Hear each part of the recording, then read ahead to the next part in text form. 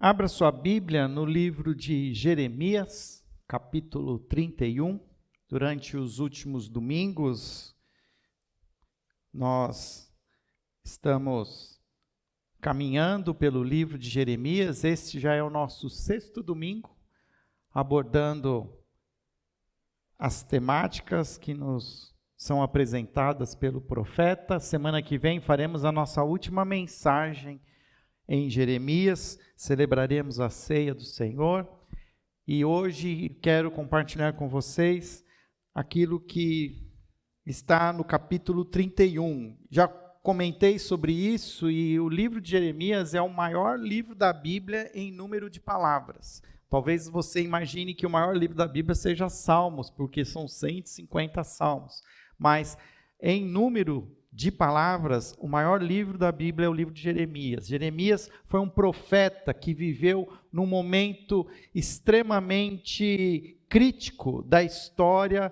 do povo de Israel. Um povo que já havia sido sofrido um juízo quando 10 das 12 tribos já haviam sido conquistadas pelos assírios. Já não existia mais aquele reino do norte, o reino de Israel, com a capital em Samaria. Agora era apenas o remanescente de Israel, as tribos de Benjamim e Judá, com a capital em Judá. Esse reino do sul, agora esse era o reino que estava sob juízo de Deus. Jeremias, ele tem a tarefa dada por Deus de ser o profeta que anuncia o juízo de Deus, que anuncia que, olha, agora não há mais volta, agora chegou a vez de Jerusalém. Assim como Samaria já foi conquistada, agora Jerusalém será conquistado. Quando estamos no capítulo 31, já houve a invasão por Nabucodonosor da cidade de Jerusalém. A história que nós conhecemos do profeta Daniel, que também é contemporâneo de Jeremias, já aconteceu. Daniel já foi levado, ainda jovem, para a Babilônia. Nabucodonosor já havia feito a sua primeira invasão a Jerusalém, mas ainda existiria uma segunda invasão alguns anos depois, quando então ele conquistaria definitivamente a cidade de Jerusalém, destruindo as muralhas e destruindo também o templo. Na primeira invasão, na inserção dos babilônicos, eles roubaram ali os utensílios do templo, mas o templo ainda estava em pé, mas o templo também seria destruído. Esse é o templo original, o templo de Salomão. Esse templo, ele foi então destruído pela força do exército babilônico. E a partir dos capítulos 29, como nós ouvimos semana passada com o pastor Rodrigo, e hoje, nós vamos ver que, apesar de toda a profecia, toda a palavra de juízo, de castigo, Deus também traz palavras de esperança. Deus traz palavras de que o fim ainda será de esperança. As sessões do capítulo 30 a 33, nós vamos ver assim uma visão otimista para Israel. Israel que está sem futuro. Nos capítulos 30 a 33, Deus fala assim, olha, mas eu vou dar um futuro para vocês. Vocês estão sem futuro agora, mas creiam que vocês ainda serão abençoados. Eu quero ler, eu vou destacar alguns trechos do capítulo 31. Então, nós vamos ler primeiro o início, versículo 1 até o versículo 3. Diz assim, naquele tempo, diz o Senhor, serei o Deus de todas as famílias de Israel, e eles serão meu povo. Assim diz o Senhor, o povo que escapou da morte, achou favor no deserto. Quando Israel buscava descanso, o Senhor lhe apareceu no passado, dizendo, eu o amei com um amor eterno, com um amor leal, o atraí. Guarda esse versículo. Eu o amei com um amor eterno e com um amor leal, o atraí. Agora vamos para o versículo 31. Capítulo 31, agora versículo 31, diz assim, estão chegando os dias, declara o Senhor, quando farei uma nova aliança com a comunidade de Israel. e com a comunidade de Judá. Não será como a aliança que fiz com seus antepassados, quando os tomei pela mão para tirá-los do Egito, porque quebraram a minha aliança, apesar de eu ser o Senhor deles, diz o Senhor. Esta é a aliança que farei com a comunidade de Israel depois daqueles dias, declara o Senhor. Porei a minha lei no íntimo deles e a escreverei em seus corações. Serei o Deus deles e eles serão o meu povo. Ninguém mais ensinará ao seu próximo, nem ao seu irmão, dizendo: conheça ao Senhor, porque todos eles me conhecerão, desde o menor até o maior, diz o Senhor, porque eu lhes perdoarei a maldade e não me lembrarei mais dos seus pecados. Vamos orar. Senhor, continua falando aos nossos corações, agora também através da palavra pregada, que o Senhor fale, Senhor, através do Teu Espírito Santo, nos confrontando, nos ajudando a discernir todas as coisas e extraindo, ó Pai, do texto, verdades eternas para as nossas vidas. Assim nós oramos, em nome de Jesus. Amém. Estão chegando dias, declara o Senhor, versículo 31, quando farei uma nova aliança com a comunidade de Israel. Havia uma aliança, Deus fez uma aliança com Israel. Essa aliança, ela precisa ser resgatada, nós precisamos trazer à nossa memória. Que aliança foi essa? Essa aliança começou naquele dia em que Deus escolheu Abraão. Escolheu Abraão para ser o pai, de uma grande nação, que prometeu a este homem que a sua descendência seria como as areias do deserto e como as estrelas do céu, assim seria a descendência do povo que viria a partir da semente de Abraão. Abraão é o patriarca, ele é a partir da sua descendência, se planta uma árvore, se planta uma oliveira, como os profetas ilustravam essa aliança, uma oliveira que seria cuidada por Deus para que ela desse muitos frutos, e frutos que viessem a abençoar todas as nações. Deus escolheu este homem, Abraão, e a sua esposa Sara, e falou que eles seriam pai de muitas nações. E nós somos parte dessa aliança, nós fazemos parte disso.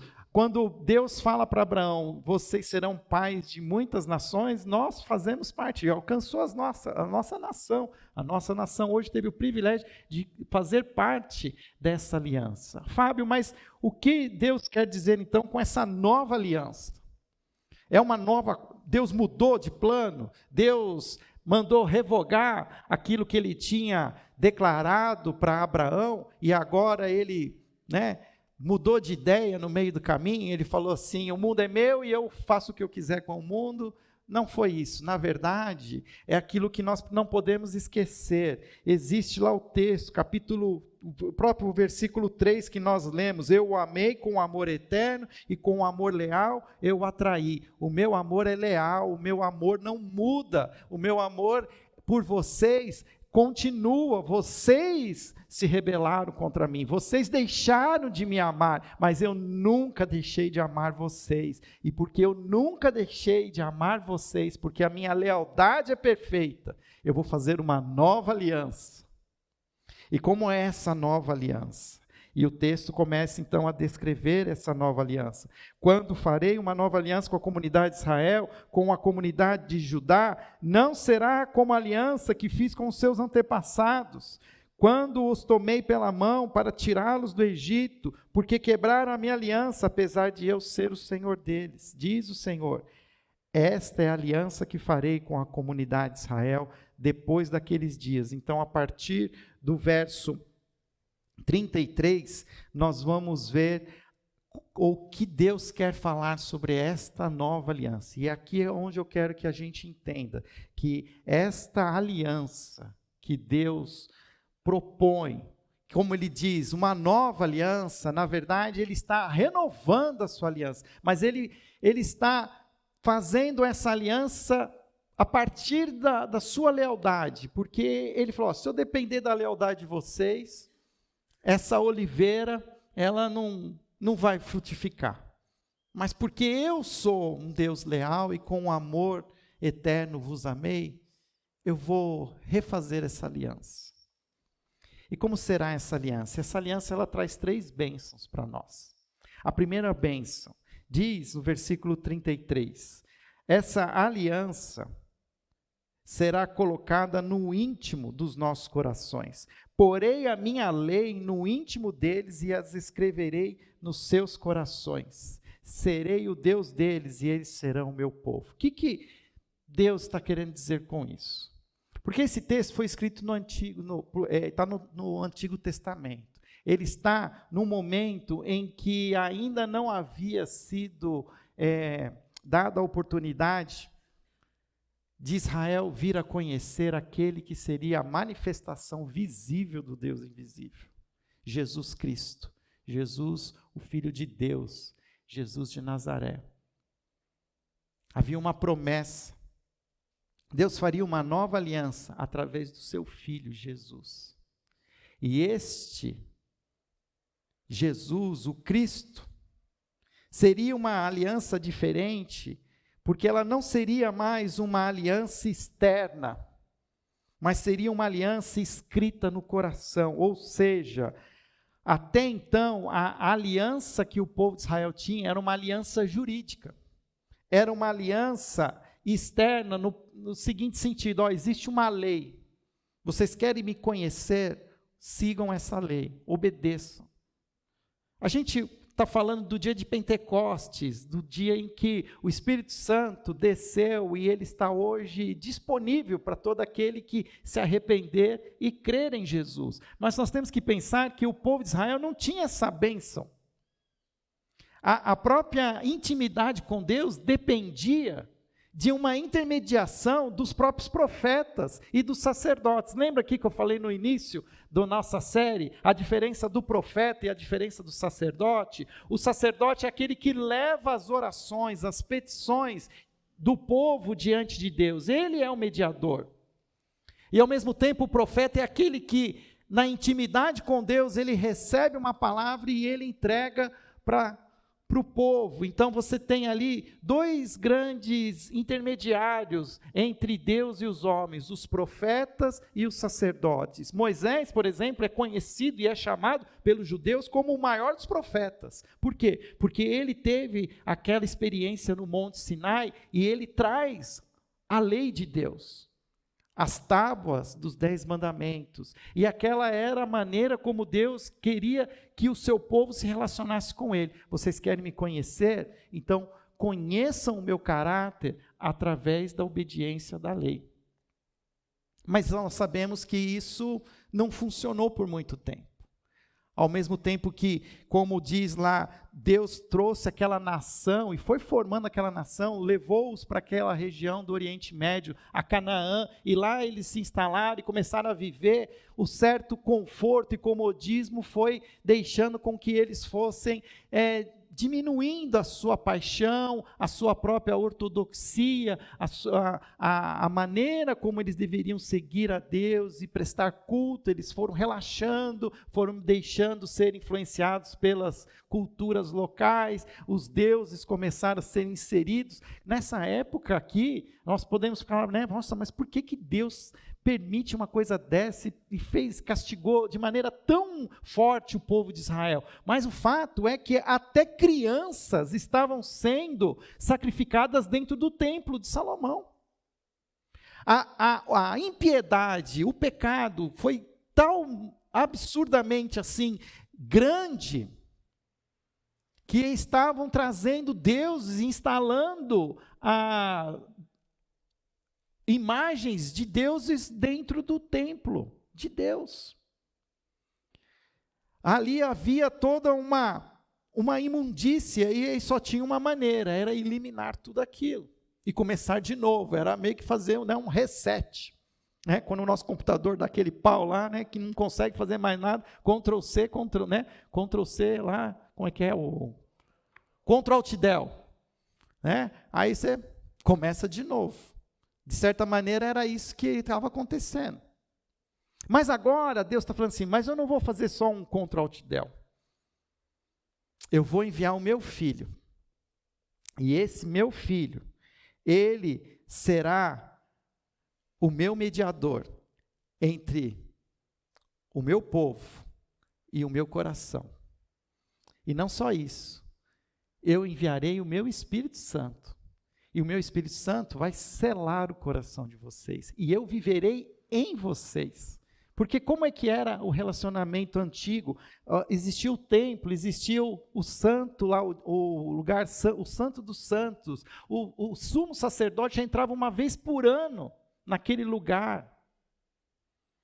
E o que Deus está dizendo, olha que a bênção dessa nova aliança, a lei vai ser colocada no coração de vocês, eu vou estar disponível para vocês 24 horas por dia, 7 dias por semana, 365 dias do ano. Nós que vivemos já essa realidade, a gente às vezes não entende a beleza e a grandeza dessa bênção, de que todo aquele que invocar o nome do Senhor Jesus será salvo. Não há mais necessidade de nenhum mediador. Jesus já fez aquilo que era suficiente. Na sua morte, o véu foi rasgado, e foi rasgado de cima a baixo, foi rasgado pelo próprio Deus. Ou seja, não há mais separação. O sangue de Jesus é suficiente, não há mais necessidade de outros sacrifícios. Se ainda hoje alguém está dizendo que para seguir a Deus, para ser um filho de Deus, você precisa de algo mais do que conhecer a Jesus e reconhecer o seu pecado, você está diminuindo o poder de Cristo na cruz. E hoje é verdade que a gente tem trazido tradições. E a gente que, agora daqui a pouco eu vou falar sobre isso, a gente que gosta tanto de Israel, até quando volta de Israel, põe o quipá na cabeça, começa a falar em hebraico que nunca falou, começa a trazer algumas tradições, como se isso fosse importante e suficiente. E isso não é a aliança mais de Deus.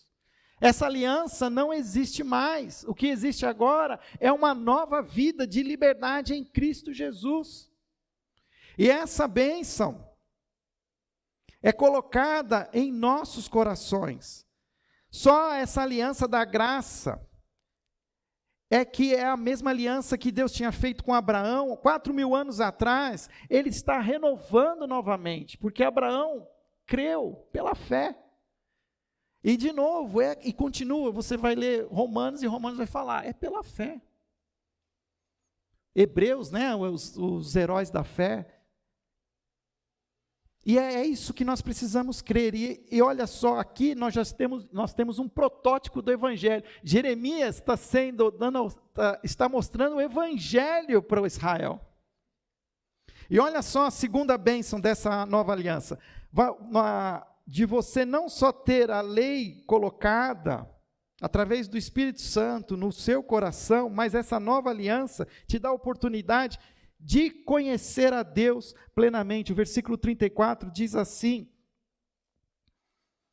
ninguém mais ensinará ao seu próximo, nem ao seu irmão, dizendo, conheça o Senhor, porque todos eles me conhecerão, desde o menor até o maior, diz o Senhor. O que significa isso? Isso está ligado com uma terminologia que nós chamamos de sacerdócio universal, ou sacerdócio de todos os crentes. O que significa isso? Que não há mais hierarquia de privilégios. Todos têm igual acesso a Deus através de Cristo.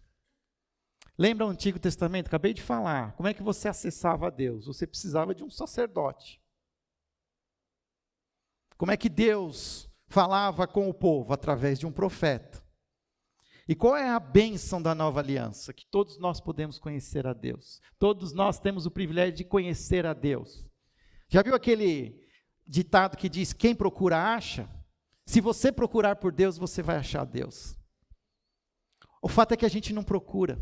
O fato é que a gente não tem interesse. Mas Deus está disponível, Ele está buscando os seus adoradores, a quem eu queira adorar em espírito e em verdade.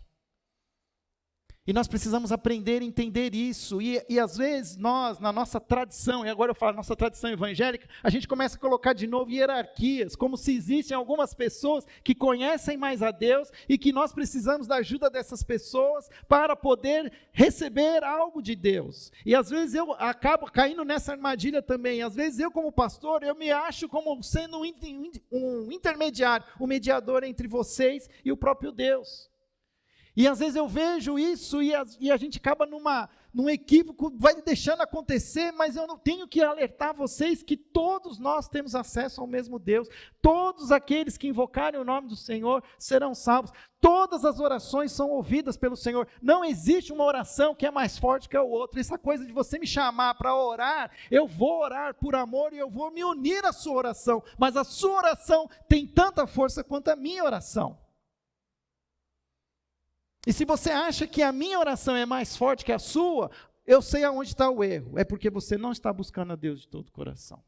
É porque você vai falar assim, eu não tenho achado Deus. E quando Deus está distante, adivinha quem se afastou?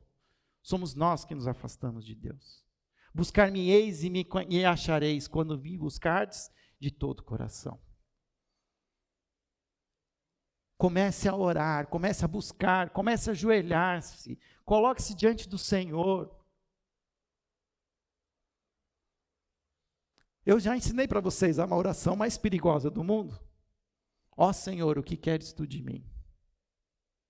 Não faça essa oração se você não quiser ouvir o que o Senhor tem para você, mas, ó Senhor, o que queres tu de mim? E essa é uma oportunidade, Deus está falando, Ele está se revelando, eu serei o Deus deles, eles serão o meu povo, ninguém mais ensinará ao meu próximo, nem ao seu irmão dizendo, conheço o Senhor, porque todos eles me conhecerão, desde o menor até o maior. Nós hoje temos o privilégio de ter a palavra do Senhor, toda ela disponível para nós. Eu tenho hoje um celular aqui com um aplicativo que eu tenho N versões da Bíblia em português.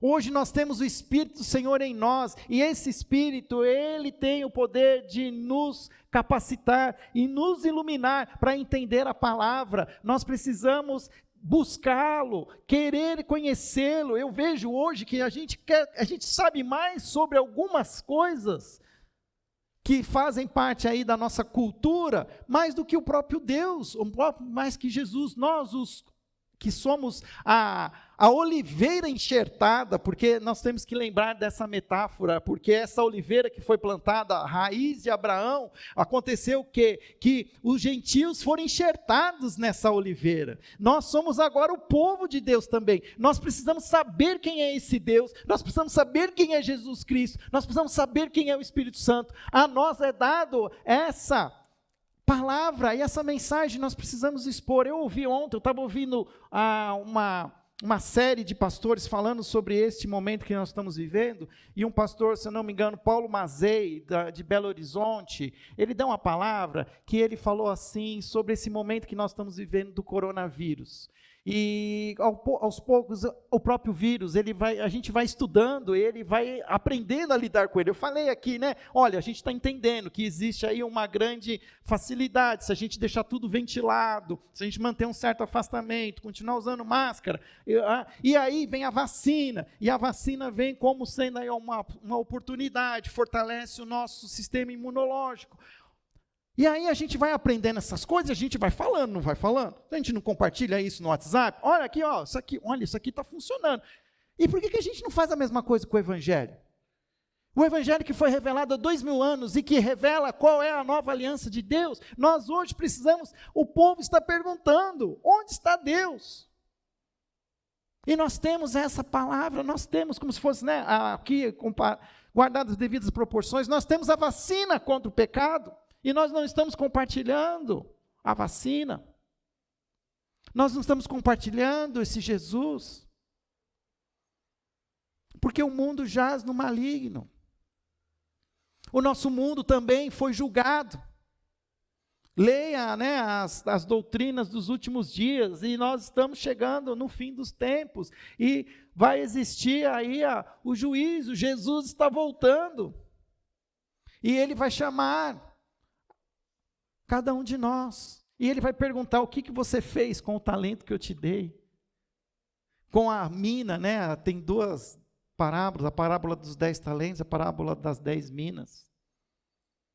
O que você fez com o evangelho que eu te dei? O que você fez com essa aliança que eu reparti com você? Se a primeira bênção é a lei ser inserida no nosso coração, a segunda bênção é esse conhecimento universal de Deus, a terceira bênção é que na nova aliança o perdão dos pecados é eterno. Ele diz assim: porque eu lhes perdoarei a maldade e não me lembrarei mais dos seus pecados.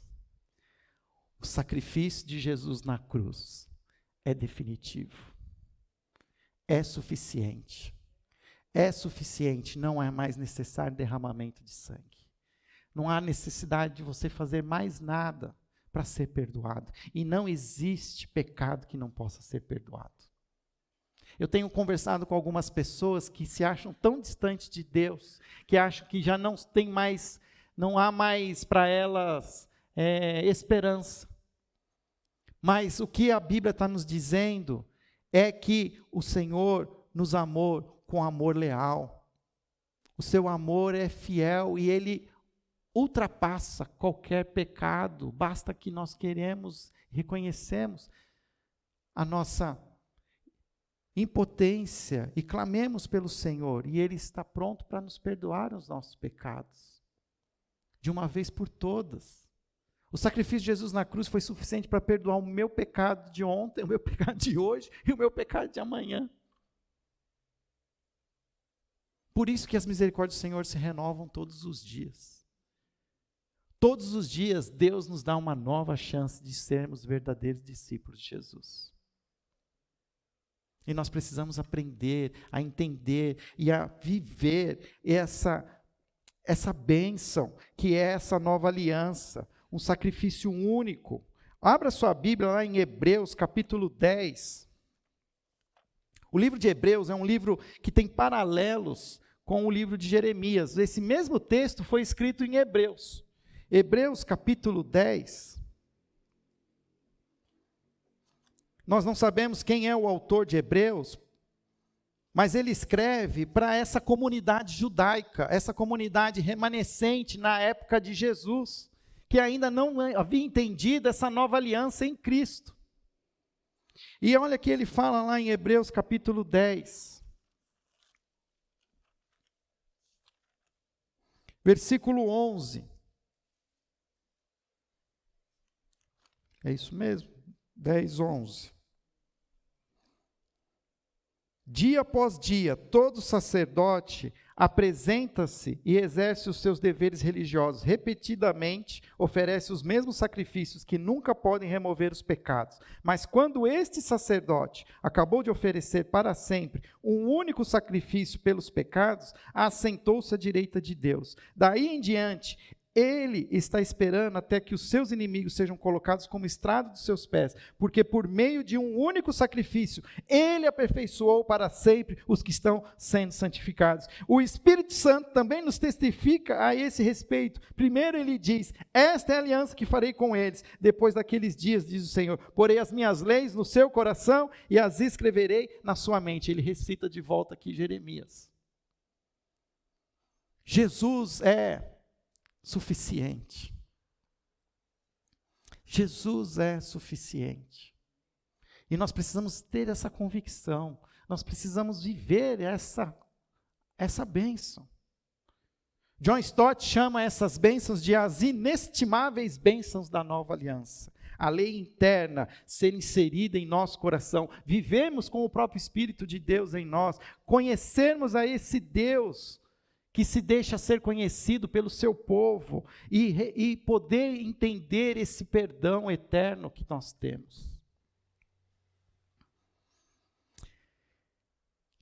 Lendo esse texto, me veio uma dúvida. E ela surgiu agora a partir até desse momento que estamos vivendo, vendo novamente lá um conflito no Oriente Médio, Israel lutando ali contra terroristas, foguetes do Hamas. E a pergunta que não quer calar: Deus tem uma aliança diferente com Israel? Deus vai resgatar o povo de Israel? Ou será que a igreja é o novo Israel de Deus? Essa nova aliança de Jeremias é a igreja? Ele está falando da igreja. Aonde fica Israel? É uma pergunta bem importante. O fato é que dia 14 de maio, Israel, a nação de Israel, celebrou o dia da sua independência. Você vai ler a história, você vai ver como eles chegaram de novo aonde eles estão lá. Mas nós precisamos entender, e aqui abre a sua Bíblia em Romanos, capítulo 11. Esse texto a gente esquece que ele existe muitas vezes na nossa Bíblia. Romanos capítulo 11 vem para nos relembrar que Deus é um amor, Deus tem um amor eterno, com um amor leal eu te atraí. E olha o que ele escreve em Romanos capítulo 11. Diz assim, versículo 1, pergunto, pois, acaso Deus rejeitou o seu povo? De maneira nenhuma, eu mesmo sou israelita, descendente de Abraão, da tribo de Benjamim. Então Paulo está escrevendo aqui, ele fala assim, olha, e aí, Deus quebrou a aliança que ele tinha com o povo de Israel? Aí ele fala assim, não, porque eu mesmo sou de Israel, eu sou daquela remanescente, da tribo de Benjamim, eu estou aqui, e eu entendi quem é Jesus, o Messias, eu estou sendo alcançado, então o meu povo está sendo alcançado. E não é só isso, ele diz lá, versículo 11, novamente pergunto, acaso tropeçaram para que ficassem caídos? De maneira nenhuma, ao contrário, por causa da transgressão deles veio a salvação para os gentios, para provocar ciúmes em Israel. Mas se a transgressão deles significa riqueza para o mundo e o seu fracasso, riqueza para os gentios, quanto mais significará a sua plenitude. Versículo 17, se alguns ramos foram cortados, e aqui é a ilustração da oliveira, e você, sendo oliveira brava, foi enxertado entre os outros, e agora participa da seiva que vem da raiz da oliveira cultivada, não se glorie contra estes ramos, se o fizer, saiba que não é você quem sustenta a raiz, mas a raiz a você. Nós fomos recebidos pela graça de Deus, pela graça por causa da obstinação de Israel. O evangelho foi divulgado para os gentios. Nós, os gentios, e as nações foram alcançadas, fazia parte do plano de Deus. A oliveira brava, que é a nossa parte, foi enxertada na raiz de Abraão. Abraão é o nosso pai. Fazemos parte desta bênção, dessa aliança. Mas Deus não esqueceu de Israel. Deus vai trazer Israel de novo, vai trazer o seu povo. Agora, Israel que ele fala aqui não é Israel que está lá, constituído, aquela nação. Sim, eles são os israelenses, e no meio daqueles israelenses existe aqueles que ainda hoje guardam no coração a raiz do judaísmo, que não é mais a mesma aliança que existia no passado, porque lembra que a aliança que Deus começou a construir com Israel dependia das leis e do templo. E desde o final, lá do início da era cristã, Roma acabou com o templo, e o templo não existe mais. E o que aconteceu? O remanescente de Israel, os judeus, porque eles não aceitaram Jesus como Messias, eles reinventaram sua própria fé, porque agora não tinha mais como fazer o sacrifício. Imagina que eles estão há 2000 anos sem oferecer sacrifícios. Então, não dá tempo da gente falar sobre isso, mas é uma outra história, é um povo que está perdido, um povo que foi escolhido por Deus para ser os guardiões da aliança, é um povo que hoje se perdeu. É um povo que hoje se recorre ao Velho Testamento, mas recorre à palavra de de outros mestres rabínicos, recorre à cabala, é uma miscelânea, você vai ver de tudo, você vai ver judeu ortodoxo, judeu reformado, judeu tradicional, judeu liberal, judeu terrorista, que tem também, tem de tudo. Então, eu devo orar para salvação de Israel? Sim, eu devo orar, mas também devo orar pela salvação do Brasil, devo orar pela salvação do Líbano, salvação dos palestinos, salvação dos argentinos, eu sei que é mais difícil, né? A salvação do Uruguai, todas as nações, para que todos os povos adorem a Deus, e porque Deus amou lealmente. Olha, só para terminar, não quero terminar dizendo o versículo, continua lá no versículo, Romanos 11, 25, irmãos, não quero que ignorem esse mistério, é um mistério, para que não se tornem presunçosos. Israel experimentou um endurecimento em parte, até que chegue a plenitude dos gentios, e assim todo Israel será salvo, como está escrito, virá de Sião um redentor, que desviará de Jacó a impiedade, e esta é a minha aliança com eles, quando eu remover os seus pecados. E continua, quanto ao evangelho, eles são inimigos por causa de vocês, mas quanto à eleição, são amados por causa dos patriarcas, pois os dons e o chamado de Deus são irrevogáveis. Quando Deus chama, Ele não deschama. Se é que existe essa palavra. Não tem deschamado. Quando Deus chama, Ele chama, porque o amor dele é leal. O amor dele é eterno. Deus vai resgatar todos aqueles que um dia Ele chamou. E se você está aqui hoje, se você está me assistindo, e se Deus te chamou e você está longe de Deus, Ele vai te chamar de novo, nem que seja na sua morte. Porque Deus não quebra suas alianças com o seu povo. E a gente vai se surpreender com as pessoas que nós vamos encontrar na eternidade. Porque nós quebramos a nossa aliança com Deus, mas Deus não quebra a sua aliança. Os seus chamados são irrevogáveis. Irrevogáveis. Deus não muda de ideia. Então, todos nós, filhos de Abraão, seremos reunidos. Judeus e gentios, todos os que confessarem o nome de Jesus. Por isso, continue sim orando pela paz em Israel, mas pela paz no Oriente Médio, pela paz entre os povos, pela paz no Brasil. E que o Senhor chame os remanescentes de Israel de volta, os filhos pródigos que hoje estão longe do Pai, eles vão voltar. Eu creio que vai chegar um dia que a impiedade vai ser tão grande no nosso meio, que esse povo que conhece meio Deus, eles vão se voltar para esse Deus que vai apresentar para eles Jesus de Nazaré. Já existe hoje judeus messiânicos, judeus que adoram Yeshua, o nosso Jesus, que já entenderam. E nós, que fomos enxertados, não precisamos incrementar a nossa fé, não precisamos trazer kippar, não precisamos trazer palavras hebraicas, não precisamos fazer nada disso, nós já fazemos parte desse povo. Na verdade, esse povo amado por Deus, ele está hoje embaraçado nessas tradições, nessas figuras cabalísticas, essas coisas. Nós já conhecemos o Cristo vivo, a lei já está inserida em nós. Percebe?